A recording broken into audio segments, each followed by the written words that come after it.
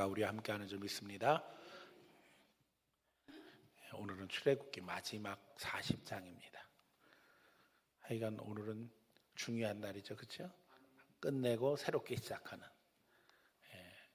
우리말에는 이런 말이 있습니다. 단도리. 그게 뭔지 아세요? 마지막을 잘 마무리하는 걸 얘기해요. 그게 너무나도 중요합니다. 왜냐하면 그래야지 새로운 출발을 할 수 있기 때문입니다.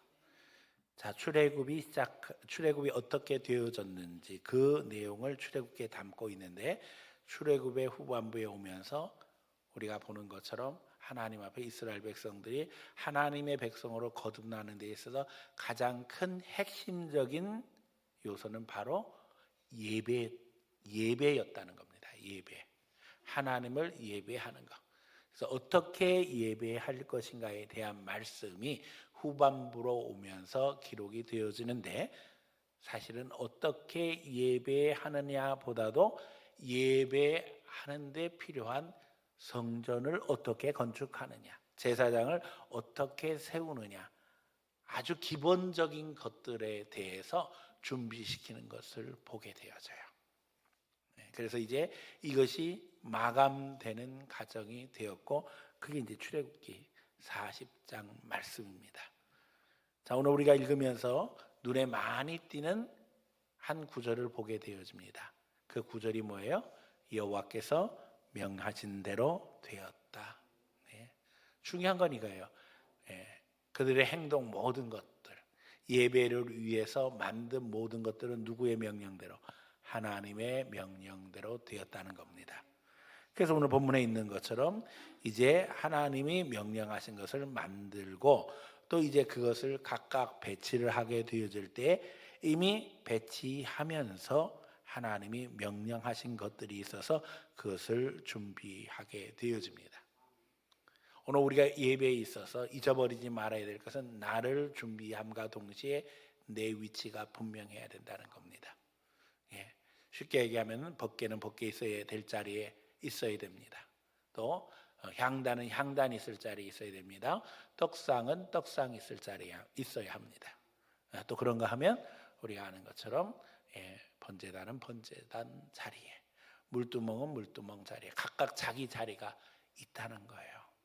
오늘 우리가 예배하는 데 있어서, 신앙생활 하는 데 있어서 다 마찬가지입니다. 자기 자리가 있습니다.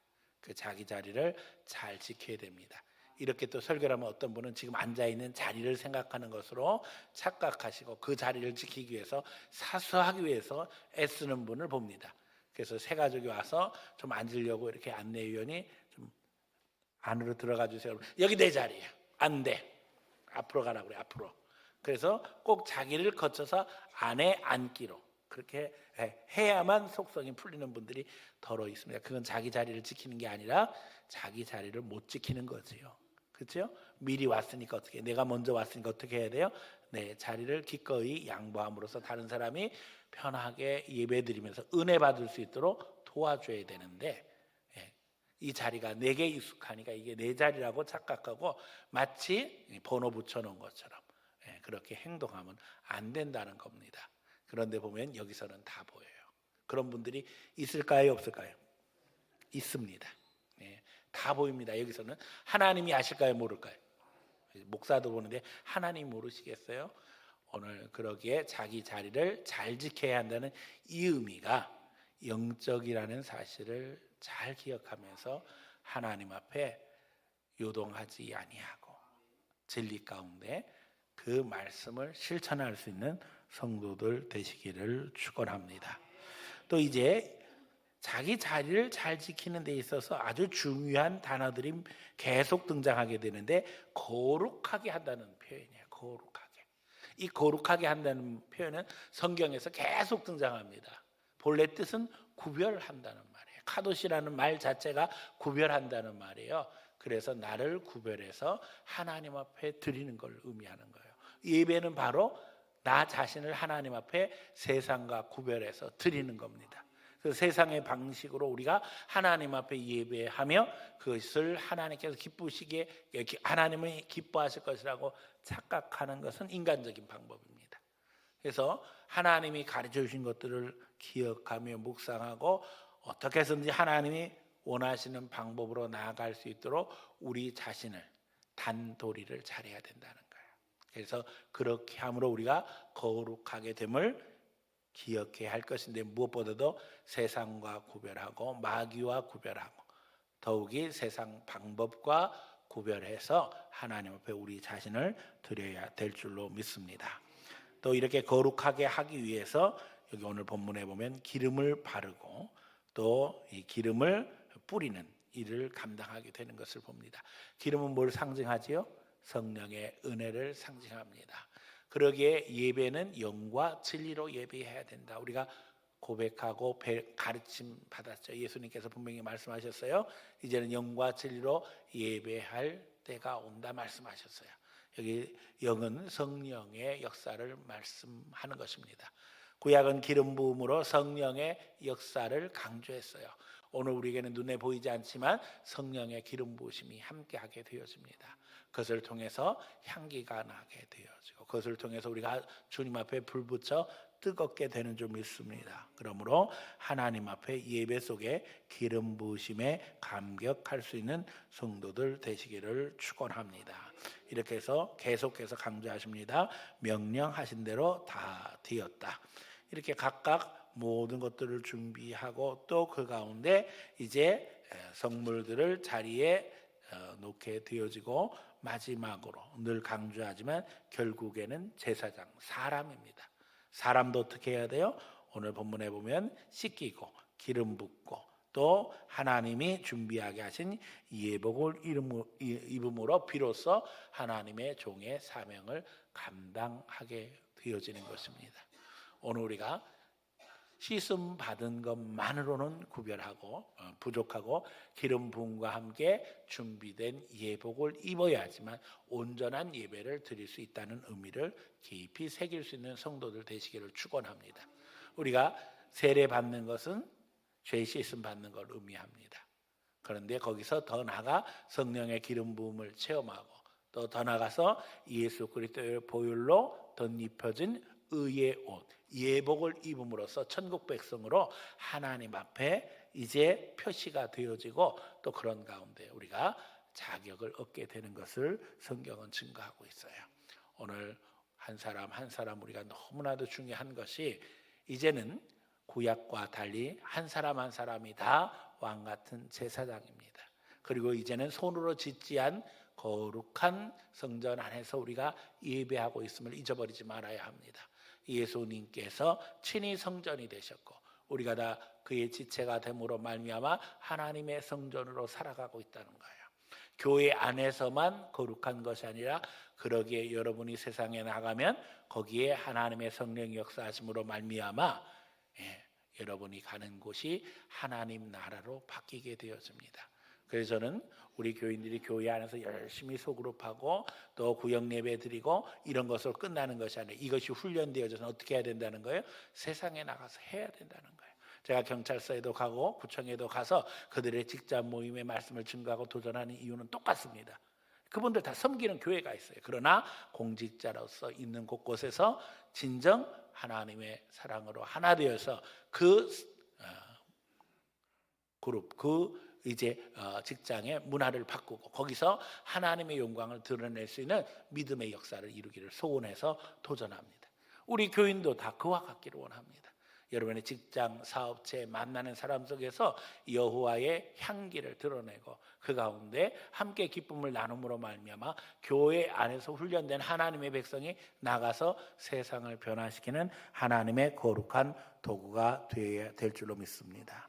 이렇게 해서 이제 역사를 마치니 33절에 기록되었어요. 역사가 다 끝났습니다. 그런데 사실은 끝난 것이 아니라 본격적인 시작인 겁니다.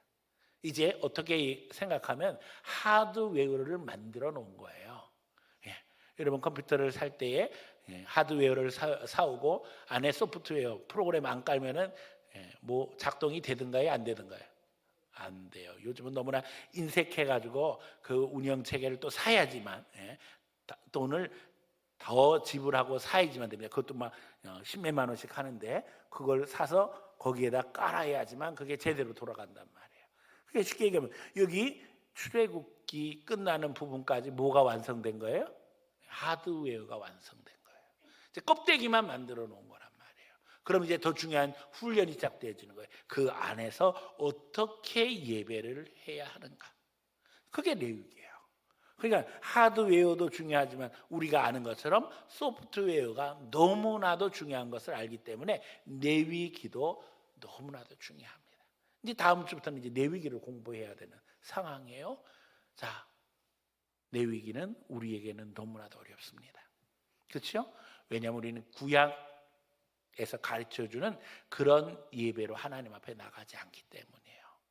더더욱 우리는 신약 속에서 자유함을 누리고 살기 때문에 이 말씀을 읽을 때 이렇게 이것까지 우리가 알아야 되는가라는 생각이 들 때가 있어요.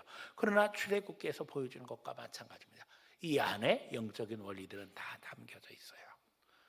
우리가 잊어버리지 말아야 됩니다. 이스라엘에서는 아이들에게 성경을 가르칠 때 제일 먼저 레위기를 가르친다고요. 우리는 보통 창세기를 먼저 가르치죠. 그래서 하나님의 창조에 대해서 가르침으로써 시작을 하는데 이스라엘 사람들은 레위기를 가르친다고 그래요. 왜 그럴까요? 삶 속에서 어떻게 하나님 앞에 예배하는 것이 너무나도 중요하다는 거예요. 우리가 주일날 한두 시간 주님 앞에 나와서 예배하는 예배가 전부라고 착각해서는 안 됩니다. 우리가 무엇을 하든지 하나님의 영광을 위해서 해야 되고 더욱이 그것이 훈련으로 잘 연습이 되어져서 하나님이 원하시는 모습으로 다듬어져 나가야 된다는 거예요. 본격적인 훈련의 시작에 대한 실마리가 여기 34장부터 나옵니다. 구름이 회막에 덮이고 여호와의 영광이 성막에 충만하매 이제 만들어진 그 하드웨어 위에 하나님이 역사하시기 시작합니다. 그런데 모세가 들어갈 수 없었다는 거예요. 이는 구름이 회막 위에 덮이고 여호와의 영광이 성막에 충만함이었더라. 하나님의 성령이 강력히 역사하시는데 모세는 그 성막에 들어갈 수 없을 정도였다는 거예요. 구름이 성막 위에서 떠오르는 때는 이스라엘 자손이 그 모든 행진하는 길에 앞으로 나아갔고, 자, 이 성막을 통해서 예배하는데 하나님 앞에 중요한 도구가 되어서 실생활로 연결되어진다는 얘기를 했죠. 하나님 앞에 범죄했을 때 나와서 보혈로 씻음 받는 것을 이 성막 안에서 실천할 뿐만 아니라 이제 본격적인 실천이 삶과 연결되어지게 됩니다. 이 성막 안에 하나님의 임재하심이 분명히 나타나서 구름 기둥이 서게 되어지는데 이 구름 기둥이 서면 어떻게 한다고요? 서는 겁니다. 움직이면 가는 겁니다. 그리고 여기에는 또 다른 아주 중요한 얘기가 있어요. 보니까는 불 기둥이 있고 구름 기둥이 있는데 38절에 보세요. 밤에는 뭐가? 불이 그 구름 가운데 있음을 이스라엘 온 족속이 그 가운데 행진하는 길에서 그들의 눈으로 보았더라. 자, 구름 기둥과 불 기둥이 두 개가 아니에요. 구름 기둥이 있고 그 안에 뭐가 있는 거예요? 불 기둥이 있는 거예요. 심지처럼 오늘 성경이 그걸 이야기하잖아요. 밤에는 불이 그 구름 가운데 있음을 눈으로 보게 되었다. 낮에는 못 봤다는 거예요. 뭐 때문에? 구름 때문에. 왜 그럴까요? 낮에는 이 안에 있는 불 기둥보다 햇빛이 더 밝은 거예요. 그러니까 구름만 보이는 거예요. 그러나 밤에는 햇빛이 없으니까 그 불 기둥이 보이는 거예요. 그래서 인도하심 받게 되어지는데 여러 번 이야기했습니다. 여기에 비밀이 있습니다. 이스라엘 백성들이 가야 하는 길은 어떤 길이에요? 광야 길입니다. 이 광야의 특징은 낮에는 덥고 밤에는 추워요. 결국 이스라엘 백성들이 이 불구름 기둥을 따라가게 되는데 이것이 낮에는 우산 역할, 양산 역할을 해주는 거예요. 그늘로 이스라엘 백성을 덮어주셔요. 밤에는 이것이 이불 역할, 히터 역할을 하는 거예요. 그 불로 이스라엘 백성을 덮어주시는 거예요. 그러니 낮에는 바깥에는 덥지만 그 구름 밑에 들어오면 시원한 거예요. 밤에는 반대로 바깥에 나가면 춥지만 그 구름 밑으로 들어오면 따뜻한 거예요. 자, 여러분 따라가야 되겠어요? 말아야 되겠어요? 따라가야죠. 그런데 우리가 신앙생활을 하면서 깨닫는 것 중에 하나지만 따라가자 그러면 100% 따라가던가요? 안 따라가던가요? 안 따라가요. 예, 끝까지 뽀대고 잘난 척하고 이 말 저 말하고 그런 사람 있습니다. 예. 그럼 누구 손해요? 자기 손해인 거예요. 그거 훈련하는 거예요. 무조건 움직이면 따라가라. 서면 멈춰라. 근데 여러분 여기에는 주기가 없습니다. 그냥 누구 뜻대로? 하나님 뜻대로예요. 제가 생각해 봤어요. 진짜 그게 되어질까? 근데 목회하면서 깨달았어요. 쉽지 않겠다. 왜요? 생각해 보세요. 처음에는 잘 따라다녔을 거예요. 그런데 익숙해지면 어떤 일이 벌어지는가?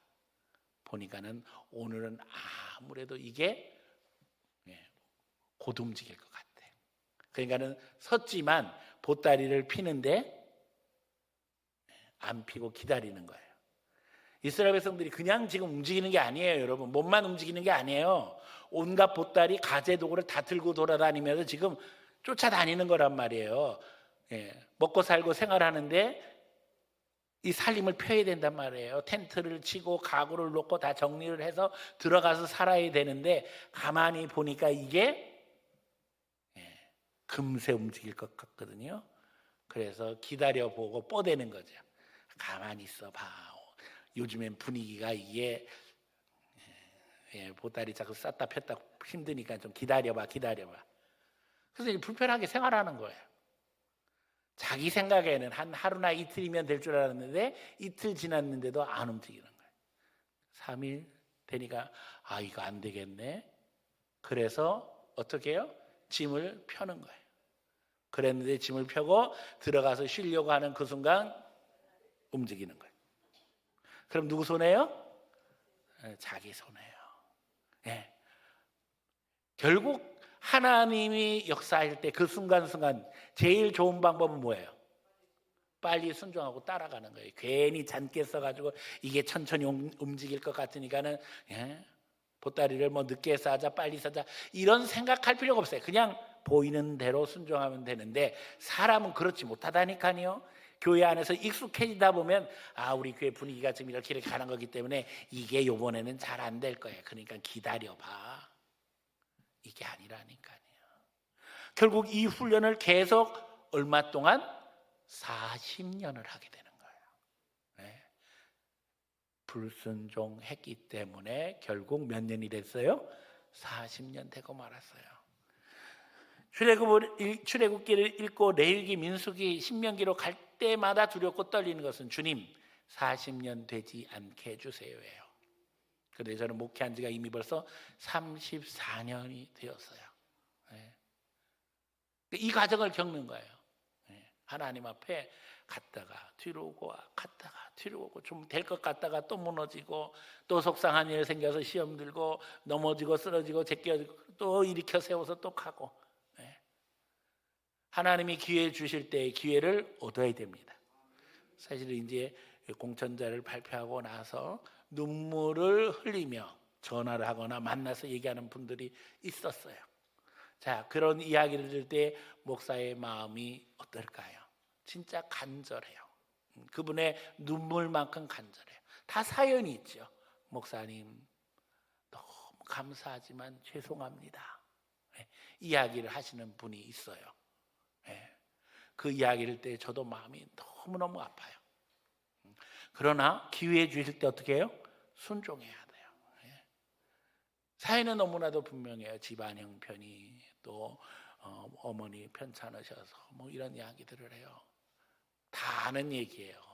다 아는 얘기인데 공천한 이유는 누구나 다 마찬가지지만 우리가 100% 아닙니다. 착각하면 안 됩니다. 공천받아서 해서 나는 나보다 나아서 공천했나 이거보다는 우리가 이걸 통해서 기준을 제시하는 가운데 부족한데도 불구하고 공천이 된 이유는 뭐겠어요?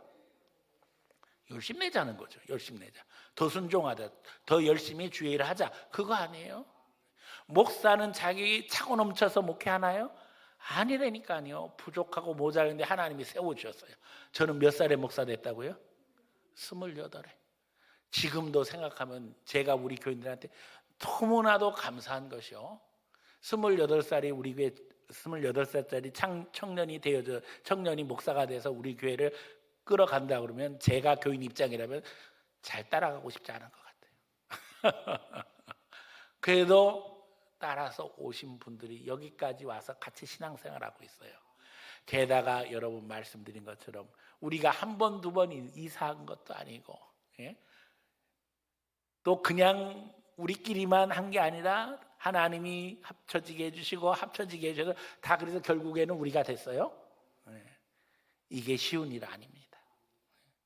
남은 한 번도 평생에 있을까 말까 한 이사, 교회 이사. 남은 한 번도 평생에 있을까 말까 한 교회 합병. 이런 것들이 여러 번 계속되어질 때에 마귀가 할렐루야를 외치며 잘 되도록 여러분 도와줬을 것 같아요? 절대 아닙니다. 입 가졌다고 떠드는 인생이 있었겠어요? 없었겠어요? 예, 있습니다. 별별 소리 다 합니다. 목사님, 목사가 제일 싫어하는 이야기 중에 하나가 그거예요. 나는 교회 떠납니다. 예. 그리고 심지어는 이 교회 떠나면 신앙생활 안 합니다. 그럼 어떡하라는 거예요? 이사하지 말라는 거지. 그 이사 안 할 수가 없다니까요. 내 마음대로 될 것 같으면 저는 보따리 싸기 좋겠냐고요. 그런데 보따리를 싸야 되는 상황이 되면 보따리를 싸야죠. 순종해야죠. 그런데 그렇게 지나고 나서 하나님을 순종하며 여기까지 왔는데 지금 보니까 너무나도 충격적인 그런 주위에 많은 교회들이 우리 교회를 부러워하는 교회가 되었어요. 이게 사람 계획대로 됐겠냐고요. 하나님의 은혜죠. 하나님 앞에 즉각 순종하는 것이 최고의 복이기 때문에 제가 그분들에게 글쎄요 기도하겠습니다 라고 얘기했지만 예스를 하지 못했어요. 천에 하나 만에 하나 목사가 이뻐하는 사람을 세운 거라면 그래요 다음에 하셔도 되겠네요 이럴 수 있겠지만은 하나님이 필요로 하다고 생각해서 기도하고 공천했기 때문에 그게 안 되는 거예요. 사실 이 자리에 없는 분들도 있어요.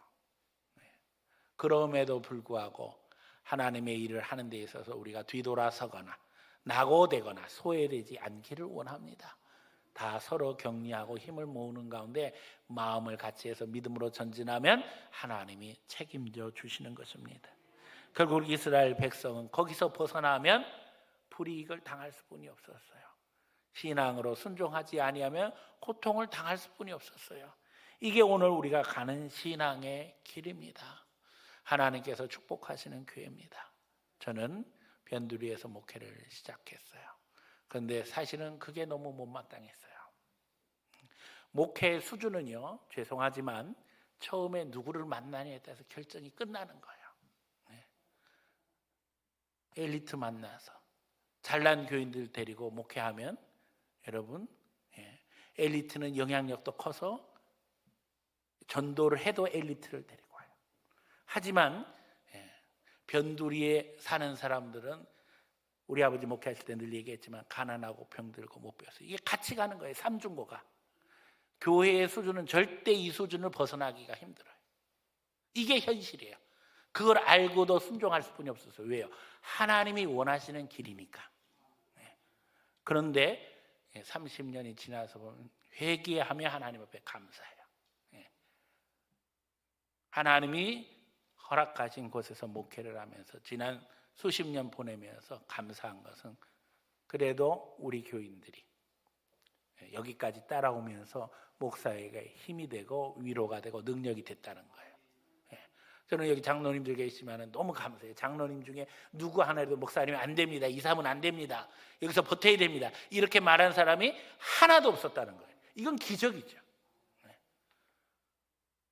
그래서 우리 교회가 진짜 기도하면서 하나님의 인도하시는 받으면서 순종하는 마음으로 여기까지 왔습니다.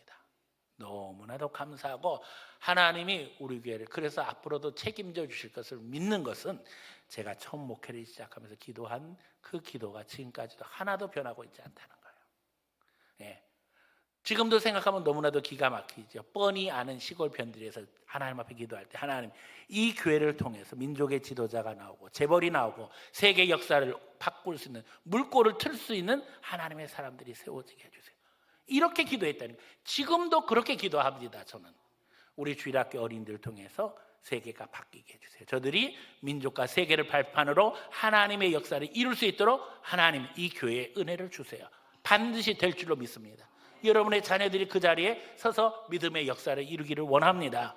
여러분, 이게 말이나 되겠냐고요. 지금도 말이 안 되는 기도예요. 사실은 우리가 서울 중심 어디 강남에 있는 교회도 아니고, 그렇죠? 그나마 이제 조금 자리가 뭐 차고 또 이렇게 좋은 자리 하나님 주시고 교인들이 늘어났습니다. 그럼에도 불구하고 우리의 가능성은 1%? 아니 0.1%? 0.01%? 아니요. 0세다 끝날 퍼센트예요. 우리는. 그러나 가능성은 누구에게? 하나님께 있는 거예요. 오늘 이스라엘 형편을 보세요. 애굽에서 종노릇했어요. 요셉을 알지 못하는 왕이 일어나서 저들을 괴롭히고 오히려 학대했어요. 그러나 하나님은 그때 이스라엘 백성들의 숫자를 많게 해주셨고 오히려 그들을 출애굽시키심으로 새 역사의 물꼬를 열어가십니다. 이게 하나님의 역사인 거예요. 사람의 가능성이 아니라 우리의 삶은 하나님의 가능성에 있는 거예요. 기도하면서 인도하심 받으면 됩니다. 너무나도 하나님의 역사는 놀라운 거예요. 오히려 약한 자를 들어서 강한 자를 부끄럽게 하시는 게 하나님의 역사예요. 그래서 우리의 가능성이 아니라 하나님의 가능성 속에서 미래를 바라보고 더더욱 주님 앞에 오늘 저는 이 공동회의를 하면서 가장 중요하게 생각하는 것은 직분자들이 바로 세워질 때 마귀가 틈타지 않도록 차단하는 겁니다. 이건 교회 당에서 할 일이에요. 그래서 공천합니다. 입에 오를 사람들을 아예 세우지 않습니다. 기준을 정해서 그 기준에 합당한 사람들을 세워나갑니다. 그리고 이제 몇 년 전부터는 아예 그냥 투표를 안 하고 가부를 물어요. 투표하게 되니까 어떤 일이 벌어지냐 하면 표수가 나오니까 교만하게 이렇게 말하는 사람이 있더라고요. 내가 1등으로 됐어. 그래도 한 표 차이예요. 그 한 표 차이로 그 사람의 영혼은 망가져서 그 사람이 결국 그 자리에 못 서는 것도 봤어요. 이게 마귀 역사인 거예요. 그래서 제가 투표하지 말자. 어차피 될 사람들이에요. 어차피 될 사람들인데 그냥 가부 물어서 하자 이렇게 된 거예요. 물론 하나님이 원하시면 투표할 때가 있을지도 모르겠어요. 그러나 아직까지 우리 교회의 수준은 그렇지 않다. 왜냐하면 시험 들어서 누구 하나 넘어지게 되면 그 파장이 너무 커져가지고 임지식 하는 게 중요한 게 아니라 그 시험 든 사람 달래느냐고 목사가 진이 빠지다가 죽을 지경이에요. 그럼 되겠어요? 안 되겠어요? 안 되죠. 그래서 경험을 하면서 이건 안 되겠다. 우리가 아직 그럴 정도의 수준에 안 됐구나 생각하면서 하나님 앞에 기도하면서 이제 공천을 하고 여러분들에게 가부를 묻습니다. 그래도 나는 절대 반대입니다. 이러면은 손 들고 목사님 나는 붑니다 이야기하셔도 괜찮아요. 가십니까 하고 예 하고 물어봅니다. 제가 아니면 아니요 해주세요. 아니요 손 들고 아니요 손 드는 사람의 숫자가 반 이상 넘어가면 안 되는 거죠. 그렇죠? 여러분 의견 표시하셔도 됩니다. 그러나 하나님 앞에 기도하고 지금까지 왔기 때문에 원만한 가운데 새로운 출발하기 원합니다. 이제는 지금까지의 모든 것들을 정리하고 믿음으로 나가기 원합니다. 그 가운데 우리 모두 승리할 수 있기를 예수님 이름으로 축원합니다.